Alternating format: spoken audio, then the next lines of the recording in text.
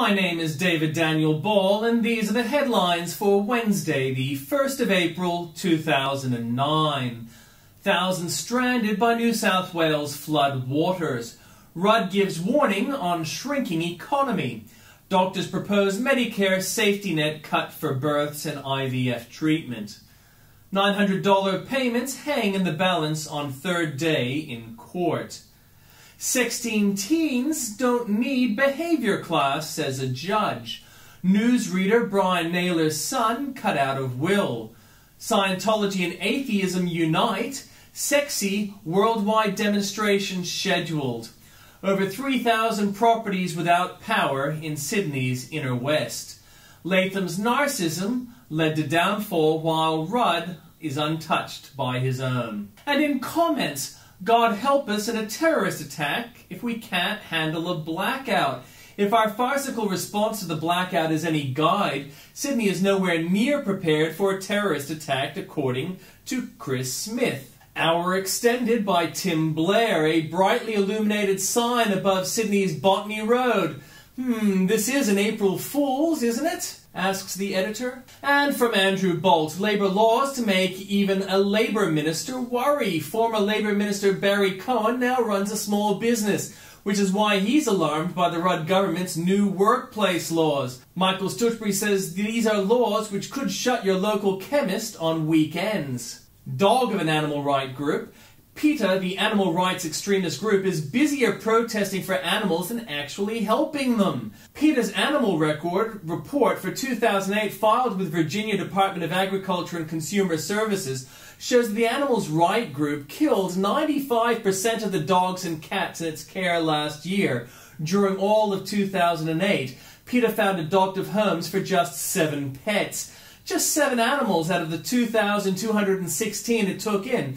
PETA just broke its own record, so emblematic of the modern left, which so often judges on seeming, not doing. More hot air than hot air.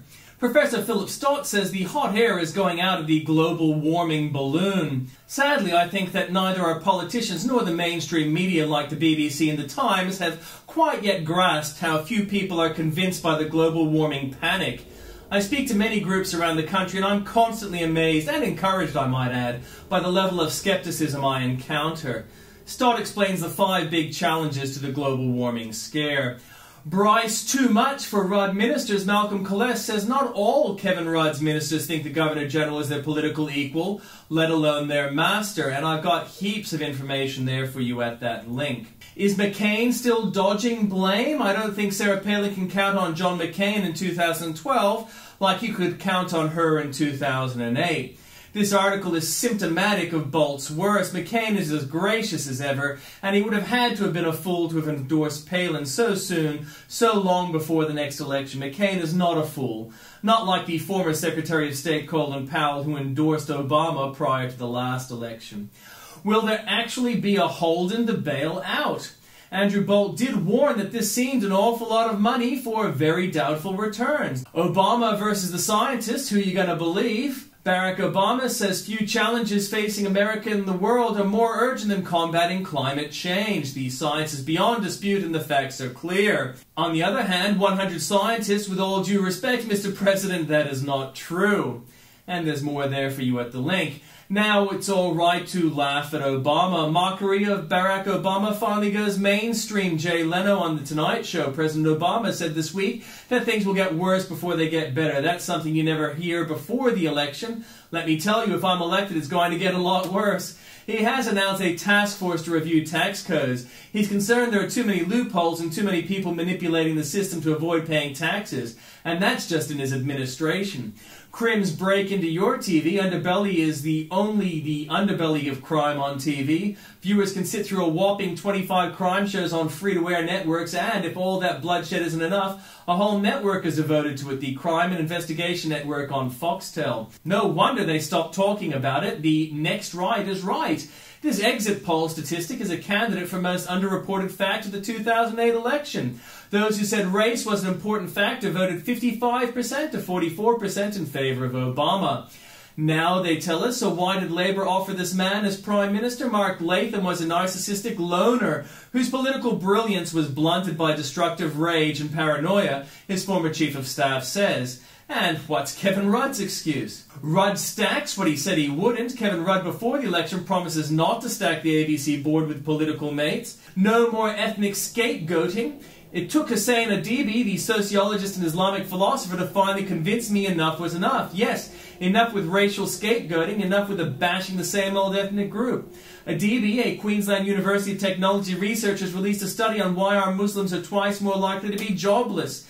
Said AAP, Dr. Adibi found that the Muslims were at disadvantage due to four main factors: racism, discrimination, media bias, and lack of Muslim representation in decision-making bodies. But how convenient each one of these reasons involve Muslims being picked on or ignored by non-Muslims. Why Fitzgibbon must quit. If China were no threat, our defense minister might not have been so secretive about Chinese gifts he'd pocketed.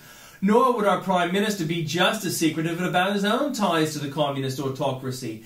In fact, it's precisely because China's rising influence here is a security threat that Joel Fitzgibbon should now resign and Kevin Rudd should stop hiding. Turned on by the switch-off, Twitterer Mark's Earth Hour, not just by turning off the lights, but turning on the computers. Sean Ewing, Chief Technology Officer of web surface company Aussie HQ, checked.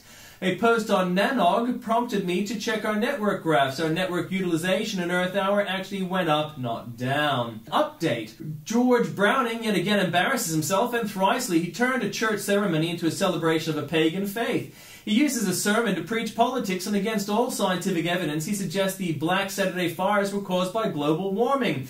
No wonder he was flown in to minister to Kevin Rudd. A top Australian Anglican also used the London service for Victorian bushfire victims into a debate on climate change.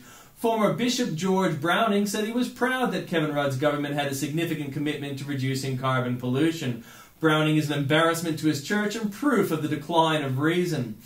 Here's to a one-term President Obama by Richard Miller. On Monday, the President of the United States, a man who never had to meet a payroll in his life, fired the Chief Executive Officer of General Motors. Obama did so because he didn't like General Motors' reorganization plan. It was reportedly not tough enough on the bondholders. In old America, GM would have gone in bankruptcy and been forced to sit down with bondholders, shareholders, unions, and other creditors and worked it out. But no more. Obama, having failed to deliver on card checks to his union constituency, wasn't about to let established bankruptcy procedure resolve the problem possibly at the expense of unions. Welcome to the new America. What should we call this place? Lately on the right and in various tea parties held across the country, the word socialism has cropped up. But this doesn't quite fit. New America's managerial state has not been that programmatic. There's no wholesale nationalization or expropriation. Instead, these statist elites seem to be operating more episodically, accumulating power in increments large and small and here and there. To what cumulative end, none can say. But it's not too early to label what to call this new America authoritarian. At the moment, it's a mild authoritarianism, not too burdensome, more conceptual than actual. Sound too paranoid? Perhaps, but consider some recent troubling events. Congress passes a 400-page, $780 billion budget without bothering to read it. If this happened in a country called Guatemala, we'd smile and call it a rubber-stamped legislature.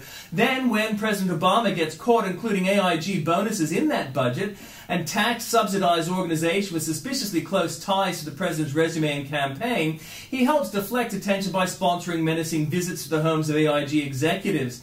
Meanwhile, paid political hacks and presidential surrogates are sent forth to attack radio talk show hosts, TV stock gurus, all the while whispering fairness doctrine. If this happened in a country called Venezuela, we'd call it political thuggery and figure that one can expect any better from banana republics. Obamistas? Meanwhile, the private sector is breathlessly hyper-focused on Washington rather than building a better mousetrap. The irony of all this is that owing to voters' bad judgment and stupidity, yes, I'll be among the first to publicly say it, we've elected a man to find us jobs who's never had a real job and a guy with no corporate experience to straighten out our largest companies. As my father used to say, there are reasons why state governments don't let 11-year-olds drive cars. There are also reasons why Americans have generally not elected neophytes to high office. But to paraphrase another old saying, if you're having a bad presidency, make it a short one. Here is to a one-term President Obama. Spain insults the USA by Bill O'Reilly. A Spanish court has begun steps to open a criminal investigation against some members of the Bush administration for alleged crimes involving the war on terror.